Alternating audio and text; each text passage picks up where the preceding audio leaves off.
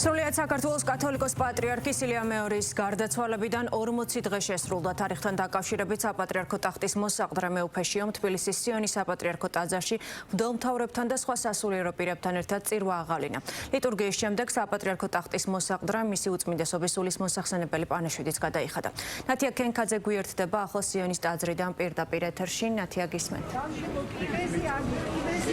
სიონის ტაძარში ამ დრომდე ხალხმრავლობა ადამიანები ელოდებიან საკუთარ რიგს, რომ შევიდნენ ტაძარში და პატივი მიაგონ კათოლიკოს პატრიარქის საფლავს. მანამდე კი, როგორც აღნიშნეთ, აქ შესრულდა ღვთისმსახურება, წირვა, რომელიც აღავლინა საპატრიარქო ტახტის მოსაყდრე მღვდელმთავრებთან ერთად.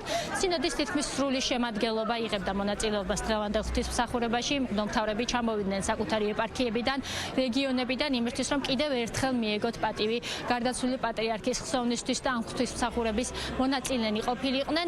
წირვის შემდეგ კი შესრულდა პანაშვიდი კათოლიკოს პატრიარქის სულის მოსახსენიებლად, რომელსაც ხელისუფლების წარმომადგენლებიც დაესწრნენ პრეზიდენტი, პრემიერ-მინისტრი, პარლამენტის თავმჯდომარე და მთავრობის წევრები იმყოფებოდნენ სიონის საპატრიარქო ტაძარში. შეკრებილებს ქადაგებით მიმართა საპატრიარქო ტახტის მოსაყდრემ მეუფეშიომ ისაუბრა კათოლიკოს პატრიარქზე, მის როლზე არა მხოლოდ ქართული ეკლესიისთვის, არამედ ერისთვის და საზოგადოებისთვის, იმ თვისებებზე, რომლითაც ილია მეორე ახერხებდა, რომ ყოფილიყო განსაკუთრებული მრევლისთვის, ყოფილიყო მათი იმედი განსაკუთრებულად რთულ სიტუაციებში და იმ განვლილ 40 დღეზე, რომელიც საპატრიარქო ტახტის მოსაყდრის შეფასებით იყო განსაკუთრებით მძიმე და რომელმაც კიდევ ერთხელ გამოკვეთა თუ რა მხელა მნიშვნელობა ჰქონდა საზოგადოებისთვის ილია მეორეს.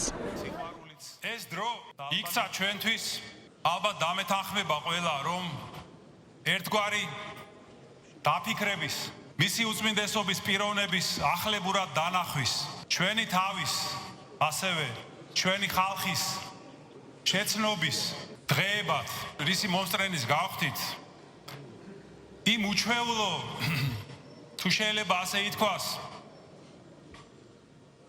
სიდიადით ახსილმა სიჩუმემ, რომელმაც დაისადგურა მისი უწმინდესობის გარდაცვალების შემდეგ, განგვაცდევინა ჩვენ მოწიწებაც, სიყვარულიც და ალბათ არ შევცდები თუ ვიტყვი, რომ სულიერი გამოფხიზლებაც და აღმავლობაც. უფალმა ჩვენ გვანახა კათოლიკოს პატრიარქ ილია მეორის ჭეშმარიტი სახე, როგორც ნამდვილი მოძღვრისა, რომელსაც უფალთან მიყავს მისი სამწყსო და რომელიც მოსეს მსგავსად უჩვენებდა ჩვენ ერს სულიერი ტყვეობიდან გამოხსნის გზას და უნათებდა ამ გზას აღთქმული ქვეყნისკენ. ეს არის სახე ნამდვილი ქრისტიანის, ნამდვილი მწყემსთავრის, ნამდვილი მოძღვრის, რომელზეც ამბობდა წმინდა პავლე მოციქული, რომ მე აღარ ცხოვრობ, არამედ ჩემში ცოცხლობს იესო ქრისტე. აი შეიძლება ჩვენ ვთქვათ, რომ დიახ, მის უწმინდესობაში და უნეტარესობაში, მის პიროვნებაში ცხოვრობდა უფალი იესო ქრისტე. მის ღვაწლში, მის ყოველდღიურ საქმიანობაში, მის პიროვნებაში ცოცხლობდა უფალი იესო ქრისტე იმ დიდ ღვაწლში, რომელიც მიმართული იყო ჩვენი ქვეყნის ძიმე მდგომარეობიდან გამოყვანისკენ და აღორძინებისკენ და გადარჩენისკენ. სწორედ ამ ღვაწლის შედეგი და ნაყოფი იყო და არის ის საოცრება, რაც ჩვენ ვიხილეთ. ქართველი ხალხის პასუხი ამაზე, მის სიყვარულზე. და რაოდენ სასიხარულოა, რომ მრავლად არის ახალგაზრდობა, მათ შორის ვინაიდან მისი უწმინდესობის ზრუნველობა, სიყვარული, თამდავლობა ეფინებოდა ყველას. ძნელია დღეს ჩემთვის, რა თქმა უნდა, საუბარი თქვენს წინაშე და მინდა თქვენთან ერთად ვადიდო ღმერთი და ვმადლობდე უფალს, რომ მოგვივლინა ჩვენ ასეთ ურთულეს ათწლეულებში და თითქმის 50 წელი იღვაცა მისმა უწმინდესობამ. ასეთი მწყემს თავარი. დიდება და მადლობა უფალს. დიდება და მადლობა ყოვლადწმინდა ღვთისმშობელს მისი მფარველობისთვის, მისი წყალობისთვის.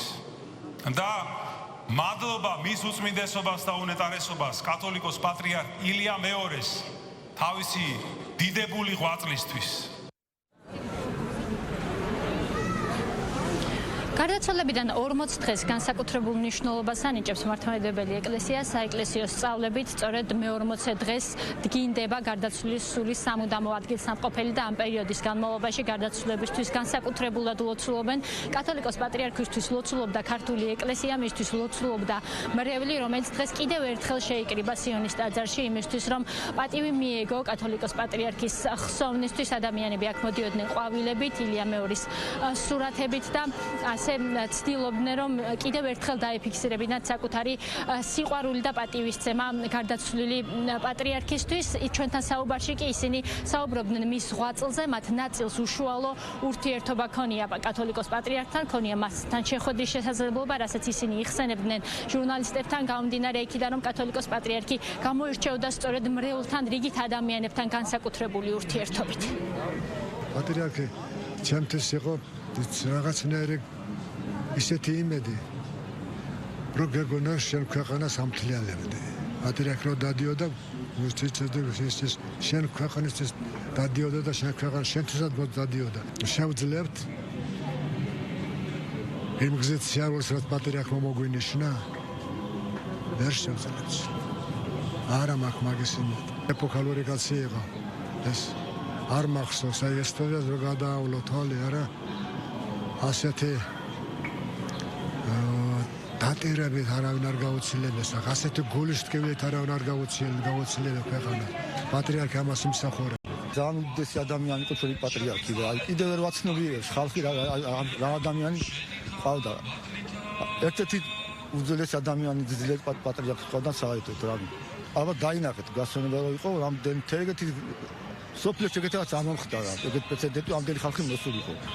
ჩვენ ავარ პატრიარქის ხედრობა, რომელიც პატრიარქმა ჩამოაყალიბა ეს ჩვენი ეს და სულ პატრიარქის გვერდში ვიყავით ყოველთვის. ჩვენი პატრიარქის, ჩემი პატრიარქის მე-40 დღე რაც მიგვატყოვა ძილით ტკივილით, მაგრამ ამ მთელი თავის მოღვაწეობა გაატარა ჩვენს ლოცვაზე, ჩვენს ზრუნვაზე, ჩვენი ქვეყნის ლოცვაში და იმედია იქიდანაც დაგვეხმარება და მის მაძს ვიგრძნობთ. პატრიარქის ღვაწლს ვერავინ ვერ მოთვლის, იმდენი სიკეთე აქვს გაკეთებული. ყოველი წუთი წამი ფიქრობდა ჩვენზე, ერზე, არ არჩევდა ერს, გამორჩეულად უყვარდა სუყველა. ბუმბერაძი პიროვნება იყო ამ ეპოქის. ნამდვილად საამაყო და სასიხარულო ის გვაქვს, რომ ამ ეპოქაში ჩვენ წვდომა გქონია პატრიარქთან. პატრიარქის გარდაცვალებიდან 40 დღის შემდეგ იწყება კიდევ ერთი საპასუხისმგებლო პერიოდი ქართული ეკლესიისთვის, განსაკუთრებით წმინდა სინოდისთვის, რომელმაც უნდა აირჩიოს ახალი კათოლიკოს პატრიარქი. 2 დღე რჩება სინოდის სხდომამდე, 28 აპრილს სინოდი გამოარჩევს პატრიარქობის 3 კანდიდატს, რომელიც უკვე გაფართოებულ საეკლესიო კრებას წარედგინება და სწორედ ამ 3 კანდიდატს შორის გააკეთებენ არჩევანს მღვდელმთავრები ფარული კენჭისყრით, როგორც ცნობილია, ასევე სინოდის სხდომაზეც კანდიდატების გამოვლენა მოხდება. ფარულად დღეს ჩვენ შევძელით რამდენიმე მღვდელმთავართან გასაუბრება, რომლებიც ამბობენ, რომ ბუნებრივია ის ინტერესი, რომელიც საზოგადოების მხრიდან ამ პროცესის მიმართ არსებობს, რა თქმა უნდა, მრევლს აინტერესებს, ვინ შეიძლება გახდეს ახალი კათოლიკოს პატრიარქი, თუმცა ეს მთლიანად არის მღვდელმთავრების სინოდის წევრების პრეროგატივა, ამიტომ მათ ეს გადაწყვეტილება უნდა მიიღონ დამოუკიდებლად და გარე ზეწოლების გარეშე. ჩვენ ასევე დღეს ვკითხეთ სინოდის წევრებს, შეიძლება თუ არა იყოს მომავალ სხდომაზე მსჯელობა პატრიარქობის კანდიდატების კრიტერიუმებთან დაკავშირებით, როგორც ცნობილია ამ საკითხზე მსჯელობდა სინოდი წინა სხდომაზე, თუმცა გადაწყვეტილება არ იქნა მიღებული. ეს შეეხება განათლების საკითხს, სავალდებულო იქნება თუ არა პატრიარქობის კანდიდატისთვის სასულიერო განათლება და ასევე მიეცემა თუ არა მონაწილეობის შესაძლებლობა იმ კანდიდატს, რომელსაც 70 წელი შეუსრულდა, მაგრამ ჯერ 71 წელი არ შესრულებია. სინოდის მეთაურები ამბობენ, რომ გარკვეული გადაწყვეტილებები შეუძლია სინოდს რომ მიიღოს, გარკვეული დადგინება, ასე ვთქვათ, და განმარტება გააკეთოს მართვა-გამგეობის დებულების, თუმცა მართვა-გამგეობის დებულებაში სინოდი ვერ შეიტანს ცვლილებებს გამომდინარე იქიდან, რომ ეს უნდა მოხდეს მხოლოდ გაფართოებულ საეკლესიო კრებაზე, რომელიც სავარაუდოდ ახალი კათოლიკოს პატრიარქის არჩევის შემდეგ მალევე ჩაინიშნება და ამ მართვა-გამგეობის დებულებას გადახედავს. თავის დროზე ეს ჩანაწერი შეიძლება ცოტა ისეთი ჩანაწერია, რომელიც სასურველი შეიძლება დღეს აღარ ყოფილიყო. იმ დროისთვის ეს რატომ იყო, არ ვიცი ჩვენ, იმიტომ რომ ყველა წესდება დროს პასუხობს, ხო? არა, ესეა და ახლა ახალი წესდება როცა შეიქმნება, ის დღევანდელ დღეს უპასუხებს. ალბათ ასე იქნება. ვერ გეტყვით, სინოდი უფლებამოსილი ბევრ რამეზეა, მაგრამ ახლა ამ წუთში რომ მან მიზნად დაისახოს ის, რაც მის კომპეტენციაში არ არის, იმიტომ რომ სხვა კრება უნდა იყოს ის და არჩეული კათოლიკოს პატრიარქის პირობებში უნდა მოხდეს ცვლილებები. ჩვენ ვართ ერთად, არ ვგრძნობთ არაფერს, რაღაც განსხვავებულს, განსაკუთრებულს, რაღაც მოლოდინები ვიცით, რომ არის საზოგადოებაში, ინტერესი ვიცით, რომ არის საზოგადოებაში, მე ვფიქრობ, ეს არის ნორმალური. შეიძლება სიმპათიებიც არსებობს, ესეც ნორმალურია ალბათ და გაგებით უნდა მოვეკიდოთ ამ ამბავს, მაგრამ ყველა მღვდელმთავარი არის ესე ვთქვათ, პიროვნულად თავისუფალი თავის არჩევანში. წინა სინოდის გრძნობაზე იყო განხილული რაღაც საკითხები, რაღაც დარჩა განსახილველი, რომელიც 28-ში მოხდება მათი განხილვა და ასევე გააქვს ცნობა იმისთვის, რომ 28-ში 3 კანდიდატი დასახელდება საპატრიარქოს. წინა სინოდი გაიმართება და მიიღებს გადაწყვეტილებას და ელოდებს ლოცულობ და ღვთისშეწევნით იქნება ისეთი გადაწყვეტილება, რაც ღვთისთვის სათნო იქნება. საქართველოს მართლმადიდებელი ეკლესიის მართვა-გამგეობის დებულების თანახმად კათოლიკოს პატრიარქის არჩევა ხდება პატრიარქის გარდაცვალებიდან 40 დღის შემდეგ, მაგრამ არა უგვიან ეს 2 თვისა შესაბამისად ქართულ მართლმადიდებელ ეკლესიაში 17 მაისამდე აქვს დრო იმისთვის, რომ ახალი პატრიარქი აირჩიოს. მადლობა ნათია, ქენქაძე საუბრობდა პირდაპირ ეთერში.